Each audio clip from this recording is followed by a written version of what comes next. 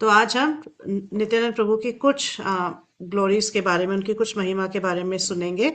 तो नित्यानंद प्रभु जो हैं उनके बारे में शास्त्रों में बहुत कुछ लिखा हुआ है, उनकी बहुत सारी लीलाएं हैं। तो उन सबको तो हम एक बार में नहीं कवर कर सकते हैं, तो कुछ थोड़ी दो तीन मेन मेन जो लीलाएं हैं वो मैंने ली हैं। और कुछ ऐसा भी सोच के लिया है कि थोड़ी सी कुछ डिफरेंट सुने, ताकि आप लोग को कुछ नया एस्पेक्ट सुनने को मिले नित्यानंद प्रभु के बारे में। ठीक है, तो सबसे पहले हम नित्यानंद प्रभु को प्रणाम करते हैं। ये उनका प्रणाम मंत्र है। नित्यानंदम अहम नौमि सर्वानंद करम परम, हरि नाम प्रदम देवम अवधूता शिरोमणिम। तो इसका क्या मतलब है कि मैं नित्यानंद प्रभु को प्रणाम करता हूँ।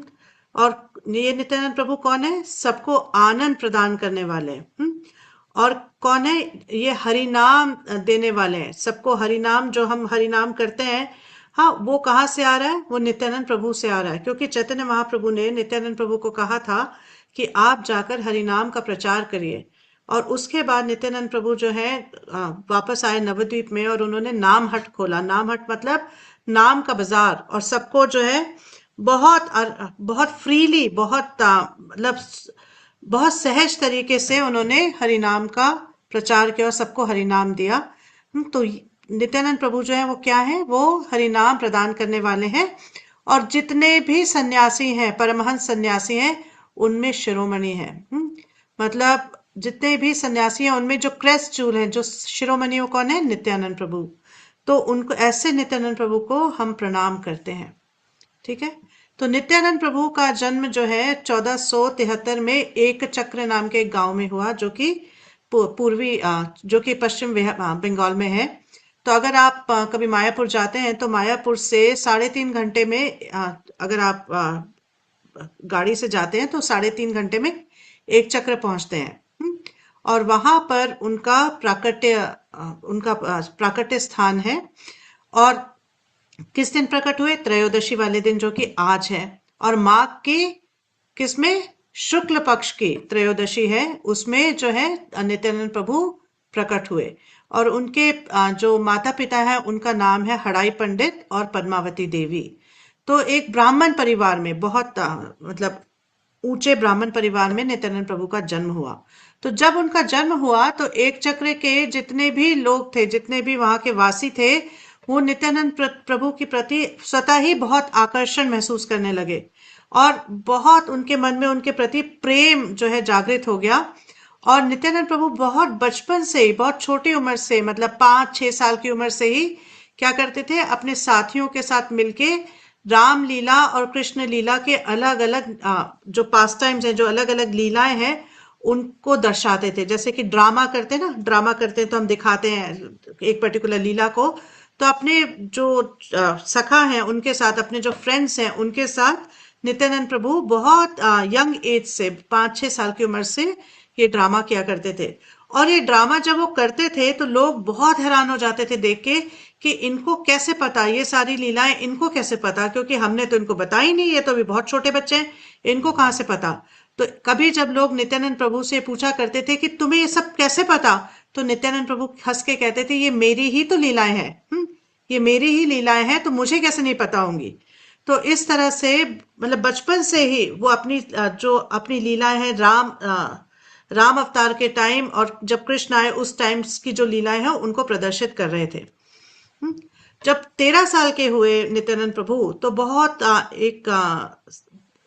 सौम्य जो है बच्चे थे। और उनके घर पे एक सन्यासी आए, एक ब्राह्मण सन्यासी आए।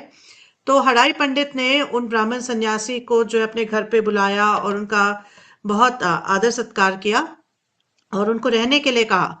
तो वहां पर कुछ दिन के लिए जब सन्यासी रहे, तो नित्यानंद प्रभु ने, जिनका नाम बचपन में निताई था, तो उन्होंने उनकी बहुत सेवा की, बहुत सेवा की।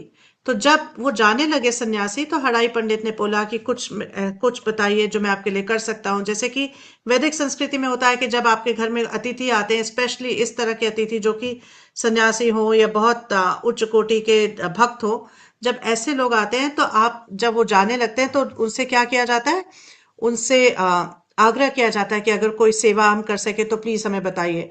तो इसी प्रकार से हड़ाई पंडित ने भी उनके सामने आग्रह किया कि कुछ सेवा अगर में हमसे हो सकती है तो बताइए। तो उन्होंने कहा कि मैं बूढ़ा हो गया हूँ, मेरे को जगह जगह जाना पड़ता है, मैं जगह जगह जाता हूँ, तो मुझे एक असिस्टेंट की जरूरत है। एक असिस्टेंट की जरूरत है, तो मैं निताई को अपने साथ लेके जाना चाहता हूँ।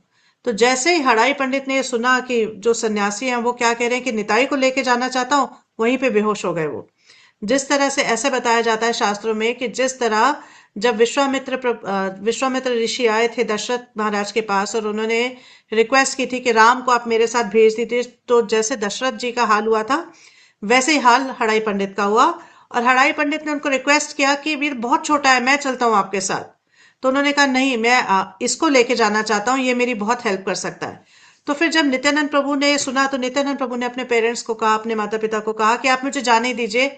हाँ, इसी बहाने मतलब आपने उनसे कहा था कि कुछ सेवा है तो बताइए, और उन्होंने जब बताया तो आप अब मना नहीं कर सकते हैं, मतलब ये तो एटिकेट के खिलाफ है, तो आप मना नहीं कर सकते, आप मुझे जाने दीजिए। तो उनके माता पिता ने बहुत बेमन से उनको जाने की आज्ञा दी, और उन सन्यासियों के साथ अब बहुत तीर्थ स्थलों पे नित्यानंद प्रभु ने जो है भ्रमण किया। तो ऐसा बता रहे हैं कि मतलब कभी एकदम हिमालय की तरफ पहुंच गए, कभी कन्याकुमारी की तरफ पहुंच गए। तो पूरा भारत जो है नित्यानंद प्रभु ने घूम लिया, जितने भी मतलब तीर्थ स्थान है, चाहे गया हो, काशी हो, हाँ, या फिर बद्रिक आश्रम हो, या फिर कन्याकुमारी हो, जहां भी है वो सारी जगह घूम के आए। सेतु बंद, मायापुरी, अवंती, सब जगह। और अंततः कहाँ आए? जगन्नाथपुरी। और जगन्नाथपुरी में जब आए तो उन्होंने जगन्नाथ जी का जब दर्शन किया तो बहुत ज्यादा प्रसन्न हुए। और फिर जगन्नाथपुरी से कहाँ लौटे? मथुरा लौटे। और मथुरा जब आए नित्यानंद प्रभु, तो 32 साल के थे वो। वृंदावन मथुरा में आए तो 32 साल के थे। तो वहां पे बेसिकली नित्यानंद प्रभु इंतजार कर रहे थे, क्योंकि उनको पता था कि महाप्रभु जो है, चैतन्य महाप्रभु, वो प्रकट हो गए हैं। तो भगवान जब स्वयं प्रकट होते हैं तो भगवान के जो जितने भी विस्तार हैं, जितने भी अवतार हैं, सब भगवान के साथ प्रकट होते हैं। भगवान के भक्त भगवान के साथ प्रकट होते हैं, अलग अलग देवी देवता भगवान के साथ प्रकट होते हैं, उनके अलग अलग अलग लीलाओं में उनकी सहायता करने के लिए। तो नित्यानंद प्रभु जो है पहले प्रकट हुए, और किस लिए प्रकट हुए? क्योंकि चैतन्य महाप्रभु आने वाले थे, और चैतन्य महाप्रभु का एक मिशन था जिसमें ये सारे जितने भी पार्षद हैं चैतन्य महाप्रभु के, वो उनका सहयोग देने वाले थे। तो नित्यानंद प्रभु 32 साल के थे उस टाइम जब वो इंतजार कर रहे थे वृंदावन मथुरा में कि भगवान कब अपनी लीला को शुरू करेंगे, क्योंकि महाप्रभु के आने का जो एक बाह्य कारण है वो क्या है कि उनको संकीर्तन यज्ञ, जो कि कलयुग का धर्म है, हाँ, तो उसको स्थापित करना है। संकीर्तन को स्थापित करने के लिए महाप्रभु को आना था। तो नित्यानंद प्रभु ये जानते थे। तो जैसे ही नित्यानंद प्रभु के पास खबर पहुंची कि महाप्रभु ने अपना संकीर्तन मिशन शुरू कर दिया है, नित्यानंद प्रभु तुरंत ही वहां से वृंदावन से जो है नवद्वीप की तरफ उन्होंने प्रस्थान किया। और नवद्वीप में आके नंदन आचार्य जी के घर में रुक गए। उन्होंने ऐसा नहीं कि जाते साथ ही वो सीधा महाप्रभु के पास गए, वो जाके नंदन आचार्य जी के घर में घुस रुक गए और वहां छिप गए। तो जब जैसे ही नित्यानंद प्रभु नंदन आचार्य जी के घर पहुंचे, महाप्रभु को समझ आ गया कि नित्यानंद प्रभु जो है वो आ चुके हैं नवद्वीप में। तो उसके बाद जो है उन्होंने अपने कुछ संगियों को भेजा कि आप जाइए नित्यानंद प्रभु को ढूंढ के लाइए। उनका पूरा डिस्क्रिप्शन दिया कि ऐसे एक महान व्यक्ति आए हैं, वो आज ही पधारे हैं, तो आप ढूंढ के लाइए। तो सब लोग गए इधर उधर ढूंढने, किसी को नित्यानंद प्रभु जो है मिले नहीं। तो उसके बाद महाप्रभु ने अपने सारे पार्षदों को लिया और सबके साथ नंदन आचार्य जी के घर पे गए, और वहां उनका नित्यानंद प्रभु के साथ मिलन हुआ। तो इस लीला में पहली बार नित्यानंद प्रभु और चैतन्य महाप्रभु नंदन आचार्य जी के घर पे मिले। तो इससे ये बेसिकली महाप्रभु दिखाना चाहते थे कि नित्यानंद प्रभु बहुत गुह्य है। हाँ, जो नित्यानंद प्रभु जो है गुरु तत्व को मतलब हेड करते हैं, उनसे गुरु तत्व आता है। तो गुरु तत्व को समझना इतना आसान नहीं है, बहुत गुह्य है। तो महाप्रभु ये दिखाना चाहते थे। तो कलयुग में हम जैसे जानते हैं कि भगवान कृष्ण किस रूप में आते हैं? चैतन्य महाप्रभु के रूप में आते हैं। और बलराम जी कैसे आते हैं? बलराम जी नित्यानंद प्रभु के रूप में आते हैं। तो नित्यानंद प्रभु के अलग अलग नाम आप सुनते हैं, निताई कभी सुनते हैं, कभी नित्यानंद प्रभु सुनते हैं, कभी नित्यानंद राम सुनते हैं। हाँ, तो ये नित्यानंद प्रभु कौन है? नित्यानंद प्रभु प्राइम असिस्टेंट है, प्रिंसिपल एसोसिएट, मतलब कि मेन पार्षदों में से एक है, जो कि महाप्रभु को उनके संकीर्तन यज्ञ का जो मिशन है उसमें सहायता करने के लिए आए। तो महाप्रभु ने नित्यानंद प्रभु को ये बागडोर सौंपी कि आप जाके नवद्वीप में जो संकीर्तन है, मिशन संकीर्तन यज्ञ है, हरे कृष्ण महामंत्र का कीर्तन है, हरे कृष्ण महामंत्र का जप है, उसका आप प्रचार करिए। तो बेसिकली किस लिए महाप्रभु और नित्यानंद प्रभु ने क्यों किया ये? क्योंकि वो जानते हैं कि कलयुग के जो प्राणी हैं उनके लिए और कुछ भी कर पाना आसान नहीं है, इसीलिए बहुत सिंपल जो है मेथड दिया गया है कलयुग के जीवों के लिए कि आप सिर्फ हरे कृष्ण महामंत्र का जप करिए, हरे कृष्ण महामंत्र का कीर्तन करिए और उससे आपका उद्धार हो जाएगा, है ना। और हमारे आचार्य बताते हैं कि एक्चुअली में जब तक नित्यानंद प्रभु की कृपा नहीं प्राप्त होती है तब तक कोई भी व्यक्ति चैतन्य महाप्रभु को नहीं प्राप्त कर सकता है। इसके बारे में हम थोड़ा और एक और लीला के माध्यम से जानेंगे हम, तो कि किस तरह से जब तक नित्यानंद प्रभु आपसे प्रसन्न नहीं है या नित्यानंद प्रभु कृपा नहीं देते हैं तब तक हमें चैतन्य महाप्रभु की प्राप्ति नहीं हो सकती या तब तक हम उन्हें अप्रोच नहीं कर सकते। तो हम यहाँ पे तीन जो प्राइमरी जो भगवान के जो मतलब लीलाएं हैं उनको देख रहे हैं। तो सबसे लेफ्ट में हम देख रहे हैं राम और लक्ष्मण, बीच में हम देख रहे हैं कृष्ण और बलराम, और राइट में हम देख रहे हैं चैतन्य महाप्रभु और नित्यानंद प्रभु। तो ये तीनों क्या है, अलग अलग युग में इन रूपों में प्रकट हुए हैं। तो जैसे कि त्रेता युग में जो भगवान है वो राम के रूप में आए और जो बलराम जी हैं वो लक्ष्मण के रूप में आए। फिर द्वापर युग में कृष्ण जो है स्वयं रूप में आए और बलराम जी अपने रूप में आए। और फिर जब कलयुग का समय आया तो कृष्ण जो है वो चैतन्य महाप्रभु के रूप में आए और नित्यानंद प्रभु किस रूप में आए, सॉरी बलराम किस रूप में आए, नित्यानंद प्रभु के रूप में आए। ठीक है। तो चैतन्य चरितामृत में जो कि एक प्राइमरी ग्रंथ है जिसमें हम चैतन्य लीला के बारे में जानते हैं, जो दो तीन मेन ग्रंथ हैं जिनसे हम चैतन्य लीला के बारे में जान सकते हैं, वो है चैतन्य चरितामृत, चैतन्य भागवत और चैतन्य मंगल। तो चैतन्य चरितामृत के आदि लीला में बताया जाता है कि श्री चैतन्य से कृष्ण नित्यानंद राम, नित्यानंद पूर्ण करे चैतन्य राम, कि जो चैतन्य महाप्रभु है कौन है, वही कृष्ण है। और नित्यानंद प्रभु कौन है, बलराम है। और नित्यानंद प्रभु क्या करते हैं, वो चैतन्य महाप्रभु की जितनी भी इच्छाएं हैं उनको उनकी पूर्ति करते हैं। तो ये नित्यानंद प्रभु का कार्य है कि वो भगवान को उनके पास टाइम्स में, उनकी लीलाओं में जो है हेल्प करने के लिए, असिस्ट करने के लिए आते हैं। फिर चैतन्य चरितामृत में बताया जाता है सर्वरूपे आस्वादय कृष्ण सेवानंदा से बलराम गौर संगे नित्यानंदा। तो क्या बताया जा रहा है कि सर्व रूपे आस्वादाय कृष्ण सेवानंदा, कि हर रूप में जब भी आते हैं, और कई बार नित्यानंद प्रभु का हम अभी जानेंगे कि अपना खुद का एक्सपेंशन करते हैं। हाँ, किस तरह से अपने आप को एक्सपैंड करते हैं।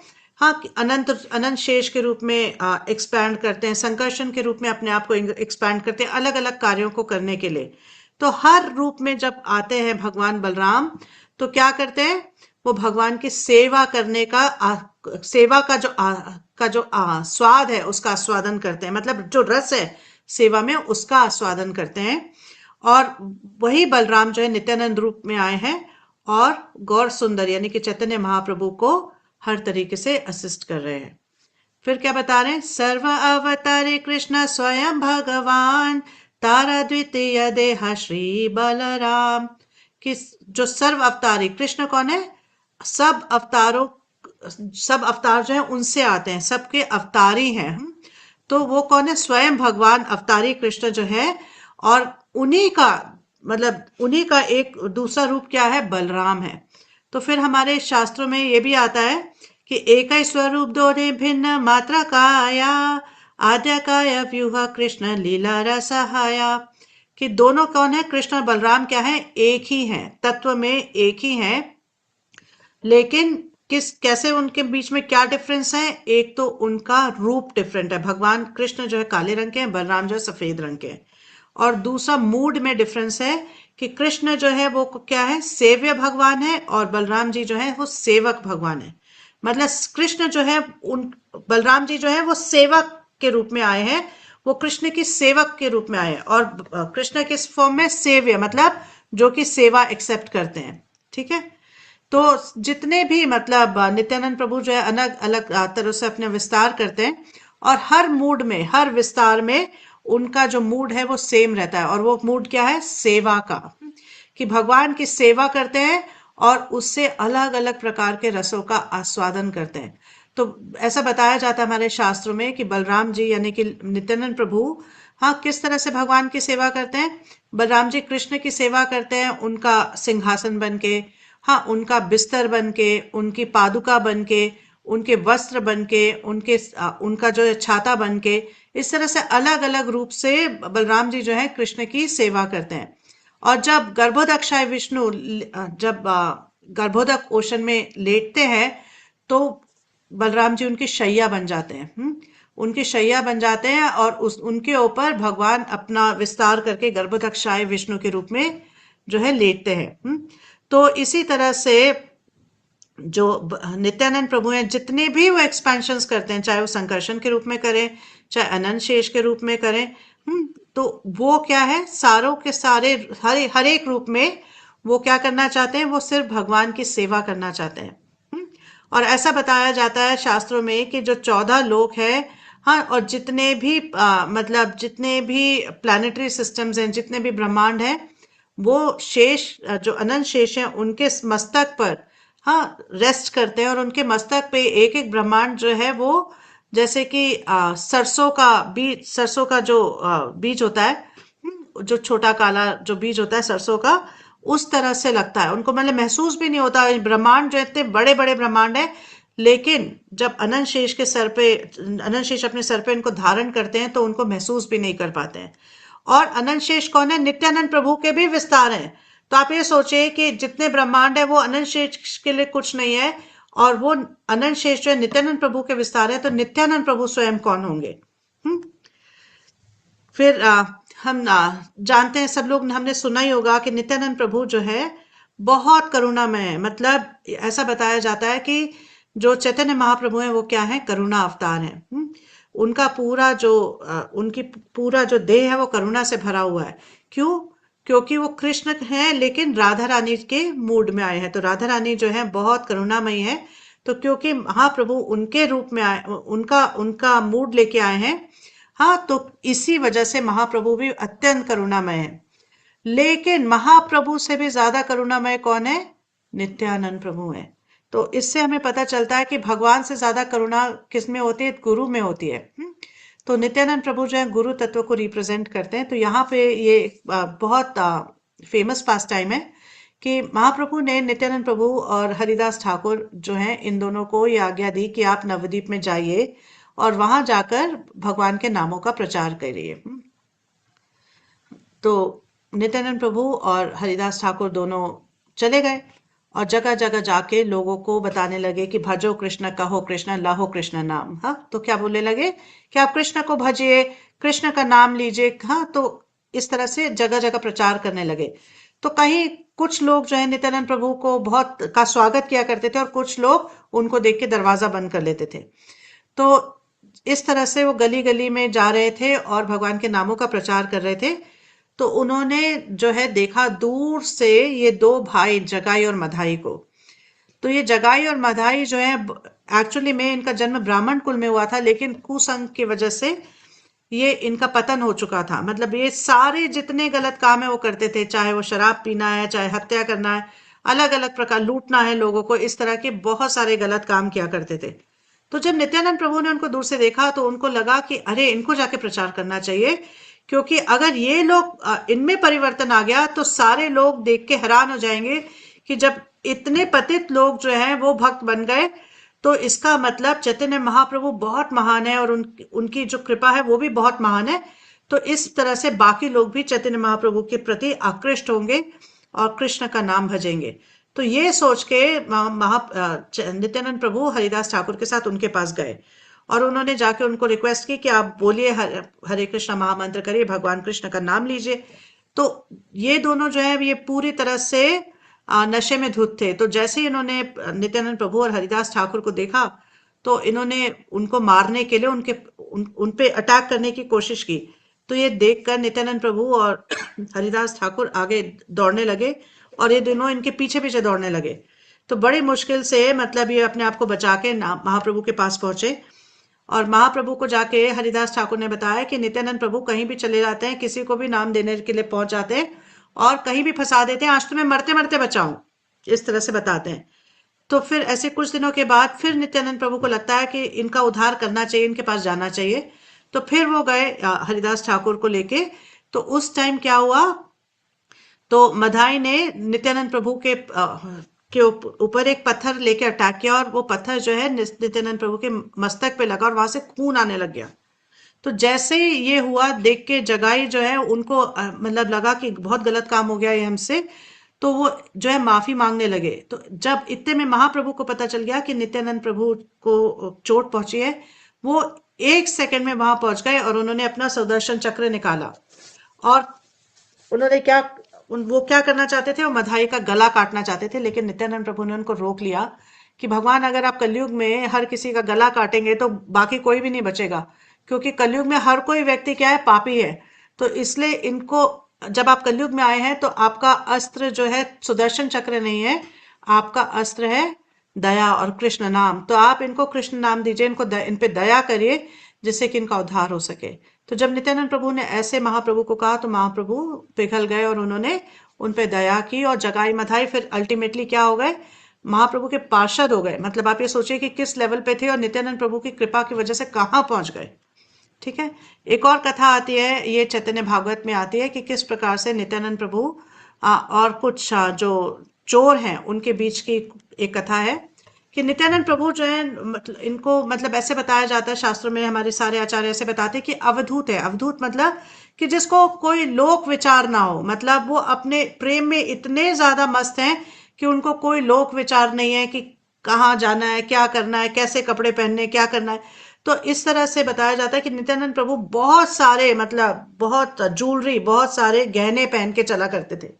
हम्म, और उनके मतलब शरीर पे बहुत सुंदर जो है सिल्क की ब्लू, नीले रंग की सिल्क की धोती हुआ करती थी। और बहुत सारे बहुत बहुमूल्य जेवर जेवर पहन के चला करते थे।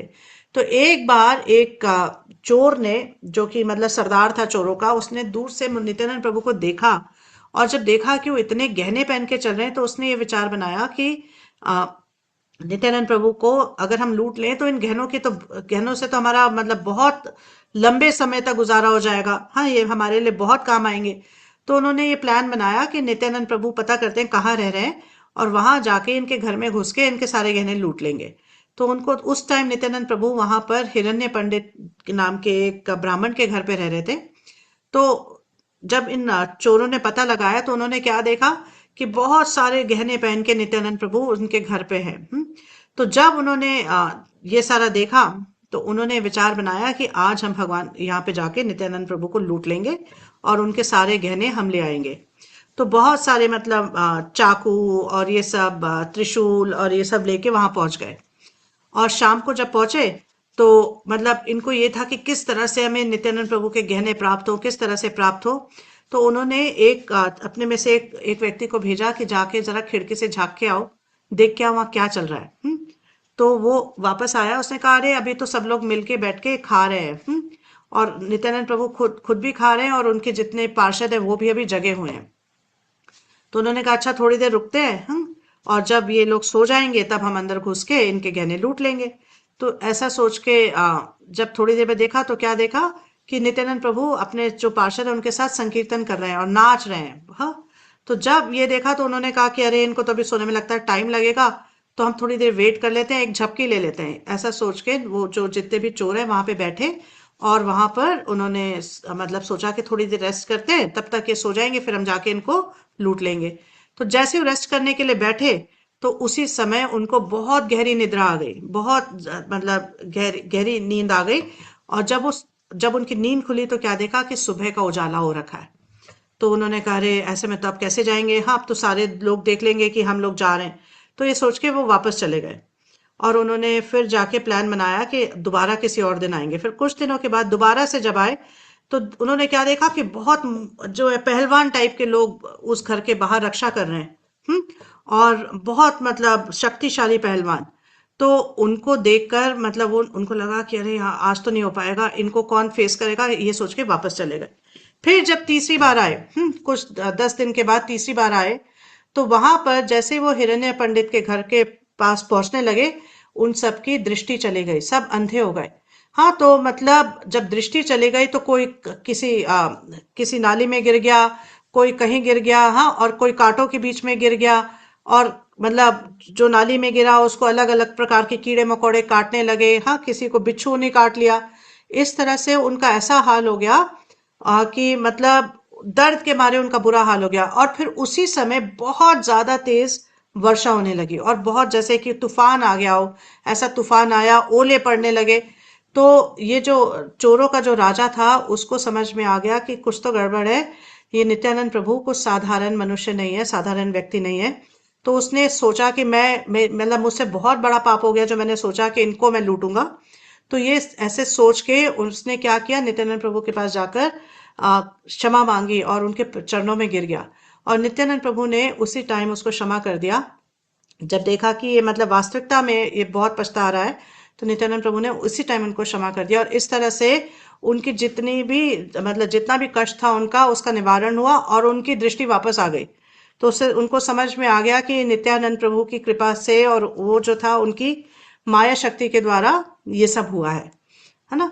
तो एक अब हम जानते हैं कि किस प्रकार से, जब हमने पहले डिस्कशन किया था कि जब तक गुरु से हमें कृपा नहीं मिलती, हम भगवान को अप्रोच नहीं कर सकते। तो ये रघुनाथ दास गोस्वामी के जो पास टाइम है की जो लीला है उससे हमें पता चलेगा। तो एक बार रघुनाथ दास गोस्वामी जो कि षट गोस्वामियों में से, जो वृंदावन के 6 गोस्वामियों में से एक हैं, तो बहुत समय से वो बहुत जो है रईस जमींदार के घर में उनका जन्म हुआ, लेकिन उनको बचपन से ही उसमें कोई भी इंटरेस्ट नहीं था।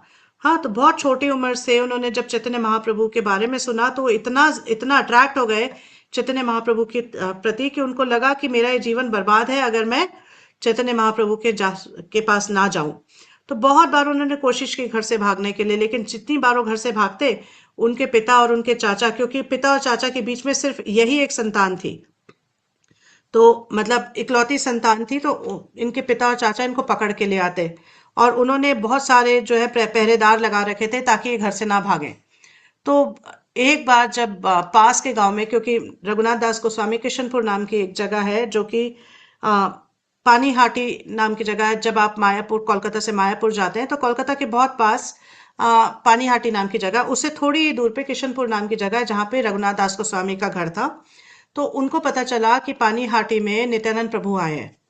तो रघुनाथ दास गोस्वामी जानते थे कि नित्यानंद प्रभु जो है भगवान के क्या है, मेन एसोसिएट हैं।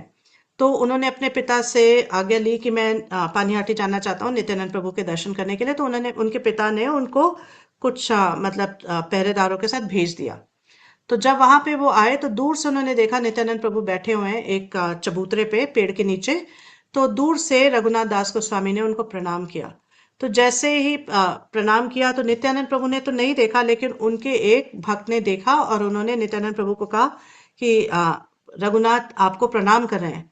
तो जैसे ही नित्यानंद प्रभु ने रघुनाथ दास गोस्वामी को देखा तो क्या कहा, चोर, तुम चोर हो।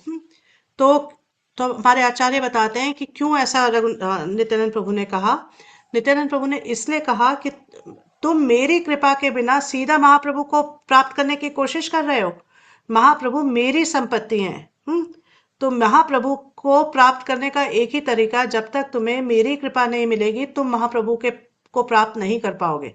तो इससे पता चलता है कि जब तक गुरु की कृपा प्राप्त नहीं होती है तब तक हम भगवान को अप्रोच नहीं कर पाते हैं, भगवान के साथ मतलब कुछ एक संबंध जो है उसको जोड़ नहीं पाते हैं। तो उसके बाद तो जो रघुनाथ दास गोस्वामी है वो नित्यानंद प्रभु के चरणों में गिर गए, और नित्यानंद प्रभु ने फिर उनको आदेश दिया कि आप पानीहाटी जो जगह है यहाँ पे चीड़ा दही का फेस्टिवल करो। तो फिर गोस्वामी ने चीड़ा दही का फेस्टिवल किया। ये हमारे वैष्णव कैलेंडर में जून जुलाई के आसपास आता है। तो हमारे टेम्पल में भी होता है और बहुत से भक्त अपने घर में भी इसको सेलिब्रेट करते हैं। और जब उन्होंने इस तरह से पूरा फेस्टिवल किया और फेस्टिवल में अलग अलग प्रकार के चीड़ा दही बने, तो नित्यानंद प्रभु अत्यंत प्रसन्न हो गए और नित्यानंद प्रभु ने क्या किया, महाप्रभु को वहां पे बुलाया। तो महाप्रभु जो है अप्रकट फॉर्म में वहां पे आए, और नित्यानंद प्रभु ने अपने हाथों से उन महाप्रभु के मुख में चीड़ा दही डाला, और महाप्रभु ने अपने हाथों से नित्यानंद प्रभु के मुख में डाला। लेकिन हर कोई इसको नहीं देख पाया, हर कोई महाप्रभु को नहीं देख पाया। कुछ बहुत भाग्यवान जीव जो है वो महाप्रभु को वहां पे देख पाए। और उसके बाद नित्यानंद प्रभु ने प्रसन्न होकर रघुनाथ दास गोस्वामी के सर पे अपना चरण रखा और उनको अपनी कृपा दी। और उसके बाद रघुनाथ दास गोस्वामी जो है वो महाप्रभु के साथ महाप्रभु को जगन्नाथपुरी में मिले, और उन्होंने महाप्रभु के साथ बहुत सारे साल बिताए। हम्म, तो इस तरह से नित्यानंद प्रभु और महाप्रभु की कृपा जो है रघुनाथ दास गोस्वामी को मिली। तो आज हम कुछ भजन गाएंगे। तो ये सामने आपके उस पे आ रहे हैं, आप देख रहे हैं कि ये जो फोटो है, इसमें नित्यानंद प्रभु जो है वो रघुनाथ दास गोस्वामी के सर पर अपना जो है चरण रख रहे हैं और उनको कृपा दे रहे हैं। तो आप लोग साथ में हमारे गा सकते हैं गंगा शक्ति, हम गाएं क्या? यस माता जी। या निताय पद कमला कोटि चंद्र सुशीतला जे जाए जगत जुराय जे जाए जगत जुराय हेनो निताय बिने भाई राधा कृष्ण पाइते नाई दृढ़ कोरी धरो निताय पाय दृढ़ कोरी धरो निताय पाय से संबंध नाही जारा वृथा जन्म गेलो तारा से संबंध नाही जारा वृथा जन्म गोलो तारा सेई पशु बोड़ो दुराचार सेई पशु बोड़ो दुराचार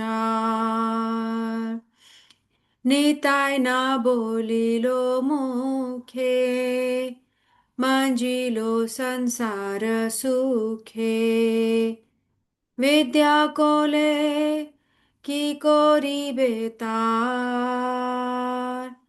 विद्या कुले की कोरी बेतार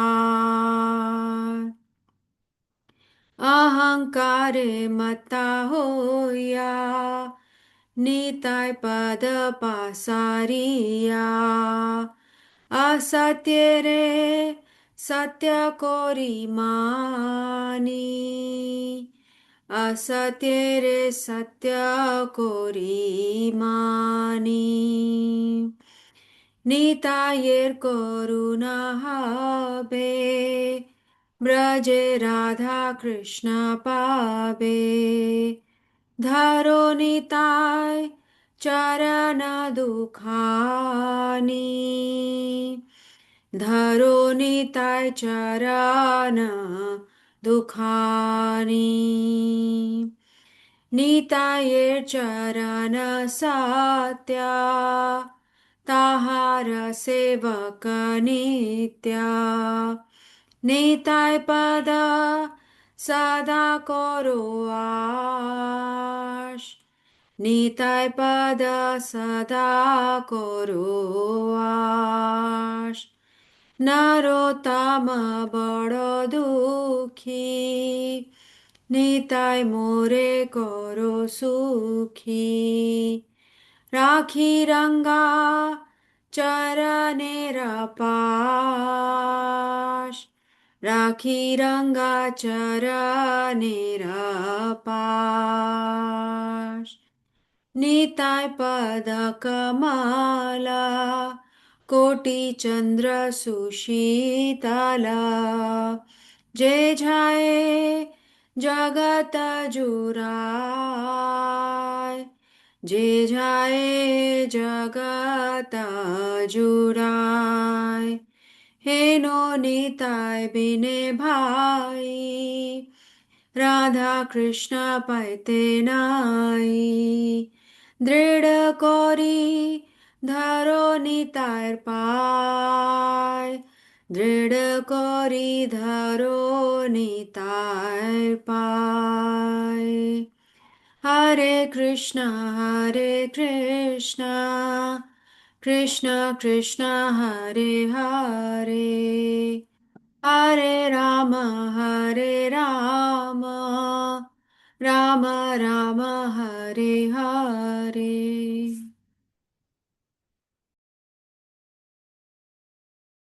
अब ये दूसरा भजन है, तो इसको भी हम गाएंगे। इसमें दोनों नित्यानंद प्रभु और चैतन्य महाप्रभु की करुणा के बारे में बताया जा रहा है, तो इसको गाएंगे। परम करुणा बहु दुई जना, निताय गौरचंद्र। परम करुणा बहु दुई जना, निताय गौरचंद्र। सब अवतार सार शिरोमणि, केवल आनंद कंदा। सब अवतार सार शिरोमणि, केवल आनंद कंदा। भज भज भाई चैतन्य निताय, सुदृढ़ विश्वास कोरी। हृदय हृदय कहा गौरानिताय, मुखे बोली हरि हरि। देखो रे भाई त्रिभुवने नाय, ए मन दयाल दाता। पशु पाखी झूरे पाषाण विदुरे, শুনিয়ার গুণ গাথা। সংসারে মাঝিয়া রহিলি পড়িয়া, সে পদে নাহিল আশা। আপনা করমা ভুঞ্জয় সমানা, কহে লোচন দাসা। परम करुणा बहु दुई जना, निताय गौरचंद्र। सब अवतार सार शिरोमणि, केवल आनंद कंदा। परम करुणा बहु दुई जना, निताय गौरचंद्र।